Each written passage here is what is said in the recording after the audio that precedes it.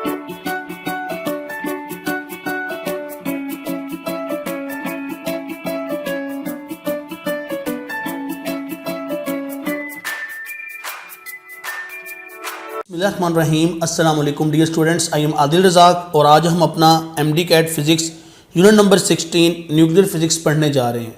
Dear students, यहाँ से आपको 3 MCQs आ सकते हैं और ये जो हमारे पास यूनिट है इसके अंदर आपका जितना भी कंटेंट है वो चैप्टर नंबर 21 का है। लेकिन चैप्टर नंबर 21 हमने सारा नहीं पढ़ना, हमने उसके अंदर से कुछ कंटेंट पढ़ना है जो हमारे MD कैट के सिलेबस के अंदर दिया हुआ है। तो आपने अब मेरी बातें बहुत तवज्जो और गौर से सुननी है। अब हम लेक्चर जो है वो स्टार्ट करने जा रहे हैं। कुछ बेसिक बातें हैं और फिर हम एडवांस बातों की जानिब बढ़ेंगे। तो देखें जी, सबसे पहले कुछ फैक्चुअल इन्फॉर्मेशन है जो आपको आनी चाहिए। ये चीज़ आपके MCQs में आ सकती है। सबसे पहले देखें जी, पहली इंपॉर्टेंट बात जो टिक लगा हुआ है कि 99% ऑफ एटम जो है ये एम्प्टी होता है। ठीक है।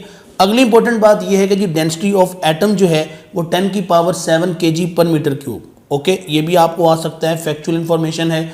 उसके बाद रेडियस ऑफ एन एटम जो है ये होता है 5 टाइम्स रेडियस ऑफ न्यूक्लियस। ये बात भी बुक में दी हुई है और ये भी चेक हो सकती है MCQs में। उसके बाद हम बात करें तो basic mass of an atom is it's nucleus. ये भी बात आप जानते हो कि आपके पास जो एटम का मास होता है दर हकीकत वो न्यूक्लियस का मास ही होता है। ओके, आइडिया ऑफ न्यूक्लियस जो है वो हेनरी बैकरेल ने दिया था। और उसके बाद अगर हम बात करें डिस्कवरी ऑफ न्यूक्लियस की तो ये किया था रदरफोर्ड ने। रदरफोर्ड ने अपना गोल्ड फॉइल एक्सपेरिमेंट किया था जो आप केमिस्ट्री में पढ़ चुके हो, और उसने वहाँ से बात की थी प्रोटॉन की और साथ ही उसने कंसेप्ट दिया था न्यूट्रॉन्स का। लेकिन न्यूट्रॉन्स वो डिस्कवर नहीं कर सका था। न्यूट्रॉन्स की जो डिस्कवरी है वो जेम्स चैडविक ने की है। Got the point. अब कोई भी आपके पास न्यूक्लियाई है तो आप कोई भी एलिमेंट है तो आप उसको सिंबॉलिक रिप्रेजेंटेशन में लिखते हो। सिंबॉलिक में लिखने का तरीका आपने बहुत दफ़ा पढ़ा हुआ है, 9th-10th से आप ये चीज़ जानते हो कि हम उसको X से जाहिर करते हैं, A for atomic mass and Z for atomic number. ठीक है, इन दोनों को ही हम जो है वो लेफ़्ट पे रखते हैं। लेफ़्ट टॉप पे आपके पास एटॉमिक मास आता है, जबकि आपके पास लेफ़्ट बॉटम पे आपके पास एटॉमिक नंबर आता है। अब आपके पास जो है N जो है ये नंबर ऑफ़ न्यूट्रॉन्स हैं और न्यूट्रॉन्स निकालने का तरीका ही होता है A-Z। ओके, अब यहाँ पर मैंने एक एग्जांपल दी हुई है यूरेनियम 23592 की। यहाँ से अगर आप नंबर ऑफ़ न्यूट्रॉन्स निकालने हैं तो आप A में से Z माइनस कर दो तो आपके पास 143 जो हैं वो आपके पास नंबर ऑफ़ न्यूट्रॉन्स आ जाएंगे। साइज़ ऑफ न्यूक्लियस 10⁻14 से 10⁻15 मीटर होता है। और ये आपने याद रखना है कि हमारे पास जो रेडियस ऑफ एटम है वो 5 टाइम्स। तो सम टाइम्स ये ऑप्शन में दिया होगा, सम टाइम ये ऑप्शन में दिया होगा और सम टाइम ये बात पूछी जाएगी। तो आपने इससे अब कंफ्यूज नहीं होना कि ये 14 है या 15, ये दोनों इकट्ठे नहीं हो सकते। आपको एक लम्हे में एक MCQ में एक ही चीज़ पूछी जाएगी। ओके, अब याद रखिएगा कि न्यूक्लियस जो है, न्यूक्लियस के अंदर दो ही चीज़ें होती हैं, प्रोटॉन एंड न्यूट्रॉन्स, जबकि इलेक्ट्रॉन जो हैं वो आपको पता है वो आउटर शेल्स में होते हैं। ओके, अब हमने ये देखना है कि इन पार्टिकल्स का मास क्या है, एटॉमिक मास यूनिट क्या है इनका, और इनका चार्ज क्या होता है। तो देखें जी, सबसे पहले अगर हम प्रोटॉन की बात करें तो इसका जो मास इन kg है वो है 1.673 10⁻27, इलेक्ट्रॉन का 9.1 10⁻31, न्यूट्रॉन का 1.675 10⁻27। अगर मैं बात करूं मास इन AMU की, एटॉमिक मास यूनिट, ये आप पढ़ चुके हैं कि ये 1/12 ऑफ कार्बन 12 होता है। तो उस हिसाब से जब हमने कैलकुलेशन की तो ये आ गया 1.007276 प्रोटॉन का, 0.00055 ये आ गया इलेक्ट्रॉन का, न्यूट्रॉन का आ गया जी 1.008665। तो ये आपको आने चाहिए। ठीक है, ये कैलकुलेशन में इस्तेमाल होने हैं तो ये आपको लाजमन आने चाहिए। उसके बाद बात करें चार्ज की तो आप जानते हैं प्रोटॉन और इलेक्ट्रॉन का चार्ज सेम होता है बट अपोजिट इन नेचर। ठीक है जी, ये पॉजिटिव में है, ये नेगेटिव में है। और ये होता है 1.6 10⁻19 कूलम, ये होता है -1.6 10⁻19 कूलम। न्यूट्रॉन पे कोई चार्ज नहीं होता। उसके बाद दो इंपॉर्टेंट 3 MCQs वो ये हैं कि 1U 1 एटॉमिक मास यूनिट, इसकी वैल्यू होती है 1.6606 10⁻27 kg। इसी तरह जो 1U है इसका एनर्जी इक्वलेंस होता है 931 मेगा इलेक्ट्रॉन वोल्ट। तो ये 2 MCQs आपको आ सकते हैं, इनको याद रखिएगा। अब हमारे पास जो है न्यूक्लियस के अंदर हमें पता है कि प्रोटॉन और न्यूट्रॉन्स होते हैं। तो प्रोटॉन और न्यूट्रॉन्स की तादाद सेम भी होती है, डिफरेंट भी हो सकती है, डिपेंडिंग अपॉन कि हमारे पास किस तरह का न्यूक्लियाई है। अब इस बेस पे हमारे पास 4 डिफरेंट टाइप्स हैं जी एलिमेंट्स की, ज़्यादा भी होती हैं लेकिन हम सिर्फ यहाँ पे 4 को डिस्कस करेंगे। सबसे पहले बात करें आइसोटॉप्स की तो इनका जी सेम होता है, इनका ए डिफरेंट होता है। एग्जाम्पल आप देख सकते हैं, ये आपके पास है जी प्रोटियम, ड्यूटियम, ट्रिटियम की। उसके बाद आइसोबार्स, आइसोबार्स में सेम ए होता है, डिफरेंट जी होता है। एग्जाम्पल आप देख सकते हैं कार्बन 14 6, कार्बन 14 7। ओके, यहाँ पे देखें ए सेम है लेकिन जी डिफरेंट है। आइसोटोन्स, आइसोटोन्स में नंबर ऑफ न्यूट्रॉन सेम होते हैं जबकि यहाँ पे डिफरेंट ए और जी होता है। यहाँ पे आप देख सकते हो example carbon 14 6 and carbon 15 7। Okay, उसके बाद आइसोमर्स, आइसोमर्स वो होते हैं कि जिनका सेम ए और जी होता है लेकिन इनकी एनर्जी स्टेट डिफरेंट होती है। ये आप एग्जाम्पल देख सकते हो। ओके, तो अब हम बढ़ते हैं जी आगे। अब है जी मास डिफेक्ट। ये जो मास डिफेक्ट है ये कब आता है? तो जब न्यूक्लियस बनता है, जब हम न्यूक्लियॉन्स को ऐड करके न्यूक्लियस बनाते हैं तब हमारे पास मास डिफेक्ट आता है। याद रखनी है ये बात। अब इसको देखें जी, सिंपल मैंने क्या बताया हुआ है कि difference of mass of nucleons and experimental mass of nucleus. अब ये मेरे पास 2 प्रोटॉन 2 न्यूट्रॉन है, मैंने हीलियम की मिसाल ली हुई है। तो देखें अगर मैं इनको इंडिविजुअली देखूं तो इनका जो इंडिविजुअल मास है वो ज़्यादा है एज़ कम्पेयर टू जब ये न्यूक्लियस बनता है। अब सवाल ये है कि ये मिसिंग मास क्या है और क्यों है? तो हमने कहा जी कुछ मास जो है वो गायब हो जाता है, मिस हो जाता है, मास डिफेक्ट आ जाता है जब न्यूक्लियस बनता है, क्योंकि कुछ कन्वर्जन हो जाती है। ये इसका मैथमेटिकल फार्मूला आ गया और यहाँ से आपने एग्जाम्पल 21.1 लाजमी देखनी है और इसके साथ आपने मास डिफेक्ट इन जो है वो आपने वो भी देखना है कि मास डिफेक्ट किसके अंदर, हीलियम के अंदर। ठीक है, तो ये न्यूट्रॉन की यहाँ पे एग्जांपल दी हुई है और हीलियम वाला आपने बुक से देख लेना है। इस तरह आपके पास न्यूमेरिकल है तो वहाँ से भी आपने कैलकुलेशन देखनी है।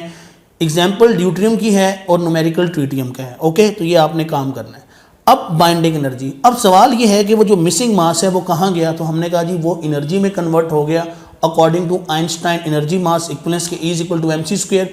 वो जो मिसिंग मास है वो c स्क्वायर से मल्टीप्लाई होकर एनर्जी में कन्वर्ट हो गया और उसको बोलते हैं बाइंडिंग एनर्जी, कि ये वो एनर्जी है जिसने न्यूक्लियॉन्स को जोड़ के रखना है।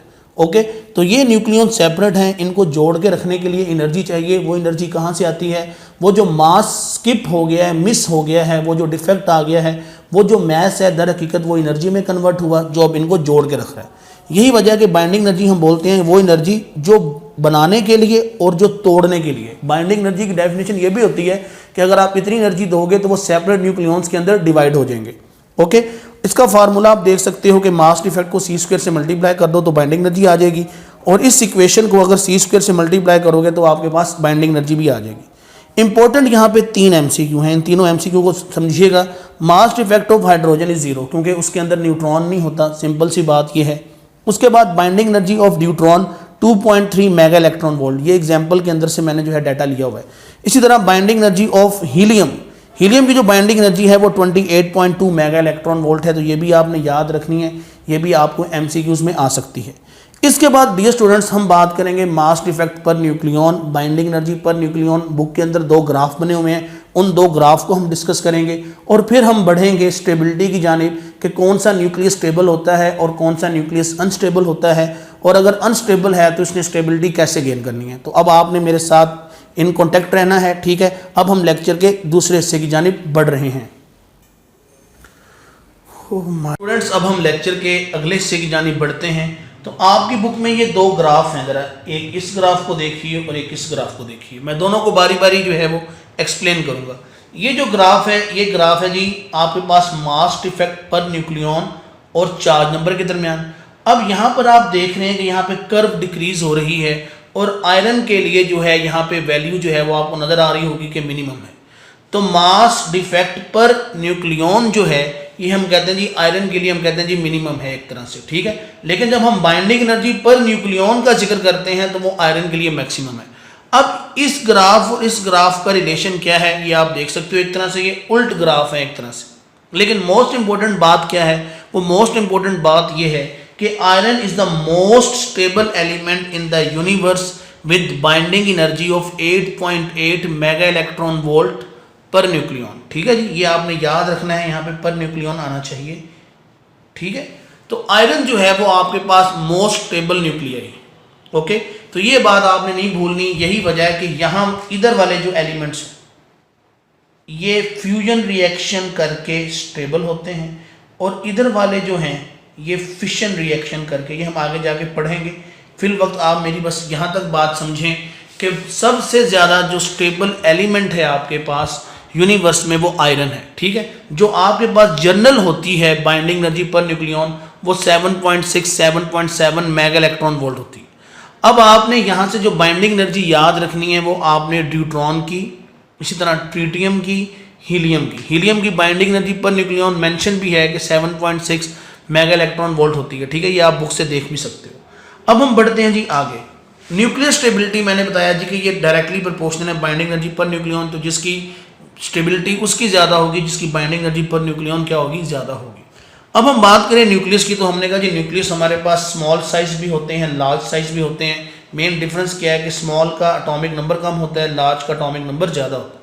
अब जो जो साइज बढ़ेगा ये बात ज़रा याद रखनी है। एक बच्चा ये अक्सर सवाल करता है कि जैसे सर आप कहते हैं जी कि न्यूक्लियस के अंदर प्रोटॉन होते हैं, तो वो प्रोटॉन एक दूसरे को रिपेल क्यों नहीं करते? तो हम उसका सिंपल ये जवाब देते हैं कि जी न्यूक्लियस के अंदर होती है स्ट्रॉन्ग न्यूक्लियर फोर्स। ये शॉर्ट रेंज न्यूक्लियर फोर्स होती है जो कि इस कायनात की सबसे ज़्यादा स्ट्रॉन्ग फोर्स है, ओके। अब जो न्यूक्लियर फोर्स हमारे पास होती है इसका काम होता है प्रोटॉन को जोड़ के रखना। ये हमेशा अट्रैक्टिव इन नेचर ही होती है। ये प्रोटॉन को न्यूट्रॉन से जोड़ के रखती है। अब इसके मुकाबले में इलेक्ट्रोस्टैटिक फोर्स है जो प्रोटॉन और इलेक्ट्रॉन के दरमियान है, जो प्रोटॉन के दरमियान। ये जो फोर्स है इसकी रेंज होती है 10⁻⁻15। ये मैंने कूलम लॉ में पढ़ाते हुए आपको बताया था। तो अब जो साइज बढ़ेगा, जो आपके पास न्यूक्लियस के अंदर number of protons number of neutrons बढ़ रहे हैं, साइज बढ़ रहा है, तो अब आपके पास जो शॉर्ट रेंज न्यूक्लियर फोर्सेस हैं उनका इफेक्ट कम होता जाता है। जब उनका इफेक्ट कम होता जाएगा तो ये जो इलेक्ट्रोस्टैटिक फोर्स है बिटवीन टू प्रोटॉन्स ये डोमिनेट करती जाएगी, और एक ऐसा लम्हा आ जाएगा कि जब आपके पास शॉर्ट रेंज न्यूक्लियर फोर्सेस का इफेक्ट खत्म हो जाता है और आपके पास इलेक्ट्रोस्टैटिक फोर्स जो है प्रोटॉन रिपल्शन ये बहुत बढ़ जाती है। जब ये फोर्स बहुत बढ़ जाती है तो एक प्रोटॉन दूसरे प्रोटॉन को रिपेल करता है, उसे कहता है कि तुम न्यूक्लियस से बाहर जाओ। तो इस लम्हे पर हमारे पास अनस्टेबिलिटी आ जाती है। हम कहते हैं जी कि न्यूक्लियस अनस्टेबल हो गया है। समझ आई बात? यही बात मैंने यहाँ पे मेंशन की हुई है कि due to increase in Z and neutrons size of nucleus increases, hold of strong nuclear force becomes less. यही वजह है कि अब आपके पास न्यूक्लियस क्या हो गया, अनस्टेबल हो गया। स्टेबिलिटी के लिए शर्त क्या है कि न्यूट्रॉन और आपके पास जो प्रोटॉन्स हैं इनकी वैल्यू सेम होनी चाहिए, रेशियो 1 होनी चाहिए। लेकिन अगर ये रेशियो 1.6 से बढ़ जाए तो हम कहते हैं जी न्यूक्लियस अनस्टेबल हो गया है। और ये अनस्टेबिलिटी आती है जब z ग्रेटर देन 82 हो। जब z ग्रेटर देन 82 है तो हमारे पास एक न्यूक्लियस अनस्टेबल हो गया। अब इसने स्टेबिलिटी इख्तियार करनी है रेडियो एक्टिविटी करके। Radio activity purely nuclear phenomena है, ये ना तो फिजिकल और ना ही केमिकल चेंजेस के ऊपर डिपेंड करता है। ये बात आपने याद रखनी है कि जो आपके पास रेडियो एक्टिविटी है इसका कोई इफेक्ट नहीं होता। अब हम बढ़ते हैं आगे। अब अगली जो बात है वो आपने ये याद रखनी है कि रेडियो एक्टिविटी डिस्कवर किसने की थी? तो हम कहते हैं जी ये हेनरी बैकरेल ने डिस्कवर की थी। उसके बाद आपके पास मैम क्यूरी ने जो है वो 2 रेडियो एक्टिव एलिमेंट्स जो हैं वो डिस्कवर किए थे, ओके। ये आपकी बुक की लाइन्स हैं। अब जब हमने इन रेडिएशन को स्टडी किया इलेक्ट्रिक और मैग्नेटिक फील्ड के अंदर, तो हमने कहा जी कि देखें, पहली बात यह है कि तीनों रेडिएशन एक जैसी नहीं है, ये डिफरेंट टाइप्स की हैं, ठीक है। और जब इलेक्ट्रिक मैग्नेटिक फील्ड में हमने इनको रखा तो हमने देखा कि कुछ रेडिएशन जो हैं वो नेगेटिव प्लेट की तरफ गई, हमने कहा इस पे लाजमी पॉजिटिव चार्ज होगा। कुछ पॉजिटिव प्लेट की तरफ गई, हमने कहा जी इसके ऊपर लाजमन नेगेटिव चार्ज होगा। और कुछ बिल्कुल सीधी चली गई, हमने कहा इनके ऊपर कोई चार्ज नहीं है। तो जो नेगेटिव प्लेट की तरफ गई उसको हमने अल्फा कह दिया, जो पॉजिटिव प्लेट की तरफ गई उसको हमने बीटा कह दिया, जो कहीं भी नहीं गई वो गैमा। तो फर्दर जब हमने स्टडी की, फर्दर एक्सपेरिमेंट किए इसकी नेचर को रिवील करने के लिए, तो पता चला कि अल्फा हीलियम न्यूक्लियाई है, ठीक है जी, जिसका आपके पास ए की वैल्यू 4 और जी की वैल्यू 2 है। बीटा जो है ये फास्ट मूविंग इलेक्ट्रॉन्स हैं और गैमा जो है ये फोटॉन्स ऑफ हाई एनर्जी है, ठीक है। ये बात भूलनी नहीं है। अब अगली इंपॉर्टेंट बात की, जो आपके पास न्यूक्लियर फिनोमिने होते हैं इनके अंदर तमाम जो लॉज हैं, ठीक है, फिजिक्स के, वो कंजर्व रहते हैं। सबसे पहले बात करें अल्फा डिके की। अब ये क्वेश्चन डोमेन शुरू होगी। तो अल्फा डिके में क्या होगा, हमें पता है जी अल्फा डिके में एक हीलियम जो है वो बनेगा ही बनेगा। ये पेरेंट न्यूक्लियाई है, ये डॉटर न्यूक्लियाई है। हीलियम बना तो चार्ज मास कंजर्व रखने के लिए ऊपर A-4 नीचे Z-2, ये एक अल्फा। अगर 2 अल्फा डिके होंगे तो ऊपर A-8 आ जाएगा, नीचे Z-4। 3 अल्फा डिके होंगे तो ऊपर A-12 नीचे Z-6 आ जाएगा। ठीक हो गया, तो ये बात याद रखनी है। उसके बाद बीटा डिके, ये जो बीटा डिके है ये मोस्ट इंपॉर्टेंट है। ठीक है, बुक में जो है इतना डिटेल में डिस्कस नहीं किया हुआ। बीटा डिके होते हैं दो तरह के, beta negative decay and beta positive decay. Beta negative decay होता है due to excess number of neutrons, जबकि बीटा पॉजिटिव होता है एक्सेस नंबर ऑफ प्रोटॉन्स। दोबारा सुन लें, beta negative decay large number of neutrons की वजह से, जबकि beta positive decay large number of proton की वजह से। अब होता क्या है, होता यह है कि स्टेबिलिटी जो है वो नहीं रहती, अनस्टेबिलिटी हो जाती है जब न्यूट्रॉन्स बढ़ जाए या प्रोटॉन्स बढ़ जाए। अब अगर न्यूट्रॉन्स ज़्यादा हैं तो न्यूट्रॉन कुर्बानी देगा, और अगर प्रोटॉन ज़्यादा हैं तो प्रोटॉन कुर्बानी देगा। अगर न्यूट्रॉन ने कुर्बानी दी है तो देखें जी, जब न्यूट्रॉन डिके होगा तो न्यूट्रॉन के डिके होने से क्या होगा, एक तो बनेगा प्रोटॉन, एक बनेगा इलेक्ट्रॉन, क्योंकि न्यूट्रॉन के ऊपर कोई चार्ज नहीं है, चार्ज भी कंजर्व होना है। तो यही वजह है कि एक प्रोटॉन, एक इलेक्ट्रॉन और साथ एंटी न्यूट्रिनो बनता है। इसी तरह जब एक प्रोटॉन डिके होगा तो प्रोटॉन के डिके होने से एक न्यूट्रॉन बनेगा और एक पॉजिट्रॉन बनेगा, ये बात नहीं भूलनी। ओके, यही वजह है कि हम इस रिएक्शन को मैंने ऐसे लिख दिया, आप देख सकते हैं कि ये डॉटर, ये आपके पास पेरेंट न्यूक्लियाई है AZ। अब देखो दोनों केसेस में जो A है वो चेंज नहीं होगा, चाहे बीटा नेगेटिव डिके हो चाहे बीटा पॉजिटिव डिके हो, आपके पास A सेम रहेगा, जबकि Z जो है वो +-1 हो रहा है। +1 कब होगा, जब न्यूट्रॉन डिके होगा। -1 कब होगा, सॉरी ये दोबारा बात सुनिएगा, ये आपके पास Z+1 कब होता है, Z+1 तब होता है जब न्यूट्रॉन डिके होगा और एक प्रोटॉन आपके पास बनेगा, प्रोटॉन बढ़ेगा तो यही वजह है कि Z+1 आ जाएगा। अब यहाँ पे देखें, जब एक प्रोटॉन डिके होगा तो एक न्यूट्रॉन बन गया, तो A तो सेम रहेगा लेकिन एक प्रोटॉन डिके होने से Z-1 आ जाएगा। Got the point. अब लेक्चर के नेक्स्ट हिस्से में मैं आपको इनसे रेलेवेंट कुछ एग्जाम्पल्स करवाता हूँ। आपने क्या करना है, आपने बुक से रेलेवेंट जितनी भी एग्जाम्पल, साइड इंफॉर्मेशन और जितने भी न्यूक्लियर रिएक्शन लिखे हुए हैं रेडियो एक्टिविटी के, ये आपने सारे अच्छी तरह लिखने हैं, इनको याद करना है, यहाँ से MCQ आ सकता है। ठीक है, अब मैं लेक्चर के अगले हिस्से की जानिब बढ़ता हूँ कि जिसमें मैं आपको ये न्यूक्लियर रिएक्शंस जो हैं, ये अल्फा बीटा गैमा डिके जो है, इनके रिएक्शन लिख के भी दूंगा, समझाऊंगा भी और आपके साथ डिस्कस भी करूंगा। ओके, और इस चीज़ पे मैं खास तवज्जो दूंगा, ये जो मैंने बीटा डिके आपको समझाया है, ये जब आप एग्जाम्पल करोगे तो ज़्यादा अच्छी समझ आ जाएगी। स्टूडेंट्स, अब हम लेक्चर के आखिरी हिस्से की जानिब बढ़ रहे हैं कि जिसके अंदर मैं आपको जो है अब रेडियो एक्टिविटी को हम क्लोज करने जा रहे हैं, और इसके साथ ही हम जो है कुछ क्वेश्चन डोमेन्स डिस्कस करेंगे और कुछ सैम्पल क्वेश्चन जो हैं वो मैंने आपके लिए रखे हैं, वो भी हमने मिल के सॉल्व करने हैं। तो देखें, सबसे पहले हमने गैमा डिके को पढ़ना है, ये रह गया था। ठीक है, तो गैमा डिके क्या होता है, ये आप जानते हो कि gamma rays are chargeless and massless radiation and their emission will cause no change in A and Z। Gamma decay जब भी होता है तो ना तो A में कोई तब्दीली आती है, एटॉमिक मास में ना कोई तब्दीली आती है, और ना ही एटॉमिक नंबर में कोई तब्दीली आती है, ना Z चेंज होगा ना A चेंज होगा। तो फिर होगा क्या, हम सिंपल ये बोलते हैं कि एक न्यूक्लियस एक्साइटेड स्टेट से डी एक्साइटेड स्टेट में आ जाता है। कब, जब वो एनर्जी इमिट करता है, तो वो जो एनर्जी उसने इमिट करनी है वो गैमा रेडिएशन की सूरत में होती है। ठीक है, तो सिंपली आप देख सकते हैं कि XAZ, ये स्टार लगाया हुआ है एक्साइटेड स्टेट के लिए, जब ये Y में चेंज हुआ आप देख सकते हो, तो A और Z जो है ये वैसे का वैसे रहा, साथ गैमा रेडिएशन निकाली और साथ उसने एनर्जी निकाली, और ये सिर्फ डी एक्साइट हुआ है। तो याद रखिएगा कि गैमा डिके में A और Z चेंज नहीं होना, सिर्फ एक्साइटेड से डी एक्साइटेड स्टेट में आना है।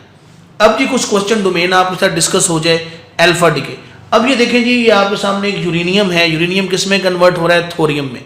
तो सबसे पहले तो आपको एलिमेंट से एलिमेंट कन्वर्जन पता होनी चाहिए कि अगर आपके पास यूरेनियम जो है एक अल्फा डिके देगा तो ये थोरियम में कन्वर्ट हो जाएगा। एक तो आपको नंबर ऑफ अल्फा डिके पता होना चाहिए, और दूसरा आपको एलिमेंट की पहचान हो, और तीसरी बात आपको उसका A और Z भी आता हो। ये बहुत इंपॉर्टेंट बात है, और ये बुक की एग्जाम्पल है, ये आप देख सकते हो, बुक में साइड इन्फॉर्मेशन में दिया हुआ है, तो वहाँ से भी आपने इसको देखना है। अब ये चीज़ मैं डिस्कस कर चुका हूँ ऑलरेडी, लेकिन मैं दोबारा बता रहा हूँ कि नंबर ऑफ अल्फा डिके, अगर एक अल्फा डिके होगा तो A में A-4 और Z-2 होगा, 2 alpha decay A-8 Z-4, 3 alpha decay A-12 Z-6। Okay, general form हम ये कहते हैं जी कि n अल्फा, ठीक है जी, कि नंबर ऑफ अल्फा कितने होंगे, अल्फा डिके कितने होंगे, तो simple A-4 multiply by n, where n is number, ठीक है जी। अगर आपके पास 2 हैं, 2 अल्फा डिके हैं, तो a माइनस हमने कहा 4 मल्टीप्लाई बाय 2 तो कितने आ जाएगा a माइनस 8। इस तरह z minus 2 multiply by n, अगर n की वैल्यू 2 है तो z माइनस 4 हो जाएगा, ठीक है। तो ये आपने रूल याद रखना है। अब टाइप्स आपके सामने है, ये देखिए बिलफर्ज जी, मैं आपसे कहता हूँ ये कोई मेरे पास एक एलिमेंट है 238 92 से ये कहाँ गया, ये 226 और 86 पे आ गया। अब हमने ये देखना है कि यहाँ पर कितना फ़र्क आया। तो जब आपने फ़र्क देखा डिफरेंस ए में, तो आपने कहा जी यहाँ पे जो डिफरेंस है वो 12 का है, मतलब a माइनस 12 हुआ है। इस तरह z माइनस 6 हुआ है, ये भी आप देख सकते हो। तो आपने कहा जी कि यहाँ पर जो है वो 3 अल्फा डिके हुए होंगे, तभी आपके पास ये एलिमेंट बना है। और इसका जो मास नंबर है या चार्ज नंबर है वो इस तरह से ही होगा आफ्टर 3 अल्फा डिके।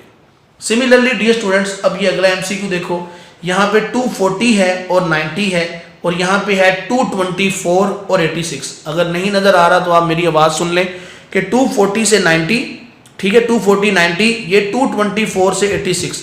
अब आपने यहाँ पे बताना है कि कितने अल्फा डिके हुए हैं। तो सबसे पहले आप यहाँ पे सब्ट्रैक्ट करें। जब आपने यहाँ पे सब्ट्रैक्ट किया तो आप ये देख सकते हो कि ये जो हमारे पास है डिफरेंस आ रहा है 16 का, ठीक है। यहाँ पे एक मिनट, चलो इसको चेंज कर देते हैं क्वेश्चन को। मैं यहाँ पे थोड़ा सा क्वेश्चन ही चेंज कर देता हूँ।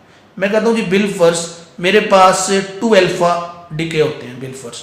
तो अब आप बताएं कि आपके पास जो y है उसमें तब्दीली क्या आएगी। तो हमने कहा जी 2 अल्फा डिके मीन्स ऊपर जो है वो 8 का डिफरेंस, तो 240 में से 8 निकाल लो 232, और यहाँ पे 2 अल्फा डिके हैं तो -4 होगा, तो 90 में से 4 निकाल दें 86, ठीक है। तो इस तरह से वो पहले थोड़ा सा जो है वो गलत हो गया था, तो ये मैंने अब ठीक कर दिया है। तो आपको क्वेश्चन ऐसे भी आ सकता है, बाज़ औक़ात वो आपसे नंबर ऑफ डिके पूछ लेगा और बाज़ औक़ात वो आपसे ये पूछ लेगा कि ए और जी में क्या तब्दीली आई है, ठीक है।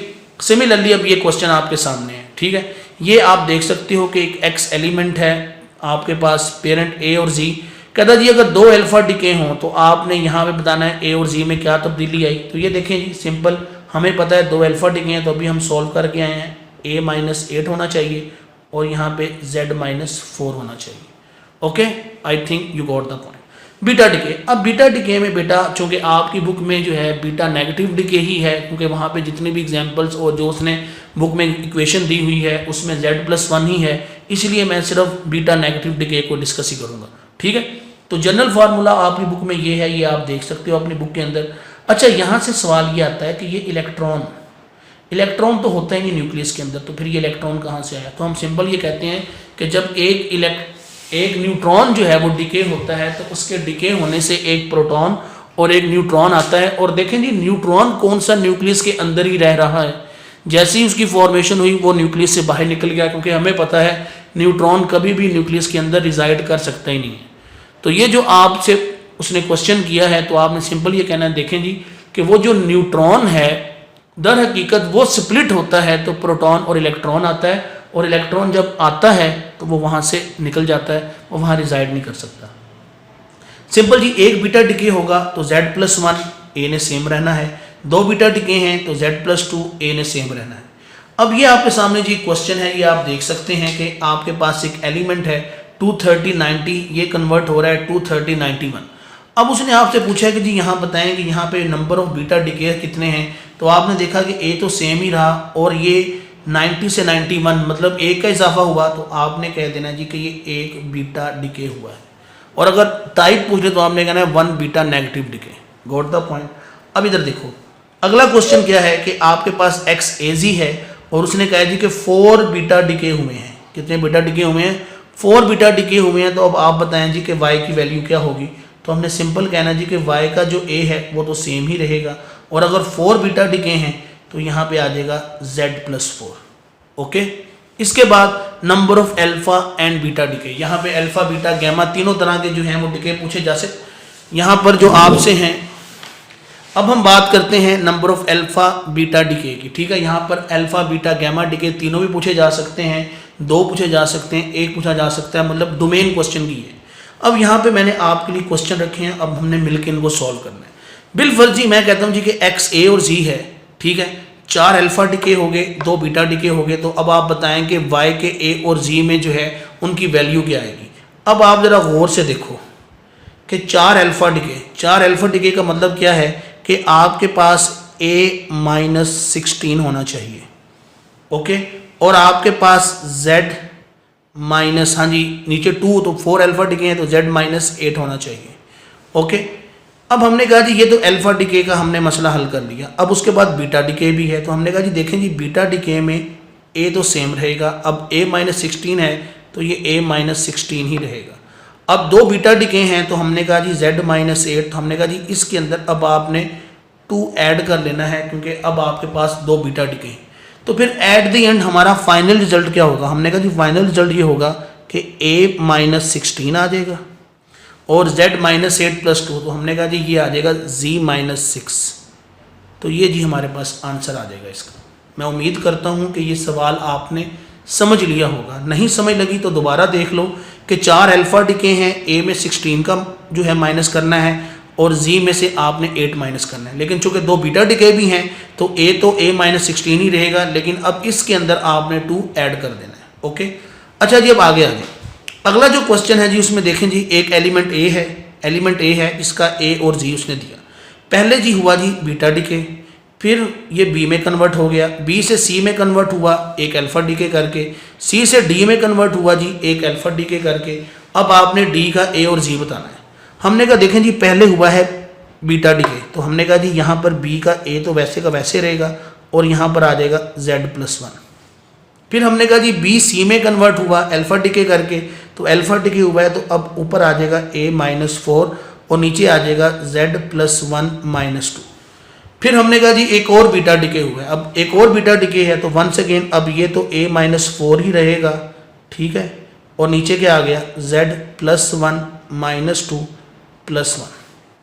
तो ये आपके पास आ गया जी +2-2, तो ये ख़त्म हो गया।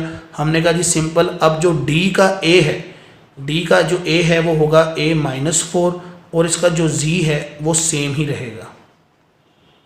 तो इस तरह के सवाल भी आपको आ सकते हैं, ओके। अब आ जाए अगले क्वेश्चन के ऊपर। अगले क्वेश्चन में क्या है जी कि x 240 है, 90 दिया हुआ है, y दे दिया 236 88, ठीक है, और उसने कहा जी कि y से फिर ये k में चला गया 236 और 90। हमने कहा जी अब आप बताएं जी कि यहाँ पे अल्फा और बीटा डिके कितने हुए हैं। हमने कहा जी देखें ये ऊपर है 4 का डिफरेंस, नीचे है 2 का डिफरेंस, इट मीन्स ये तो अल्फा डिके हुआ होगा, ओके, गॉट द पॉइंट।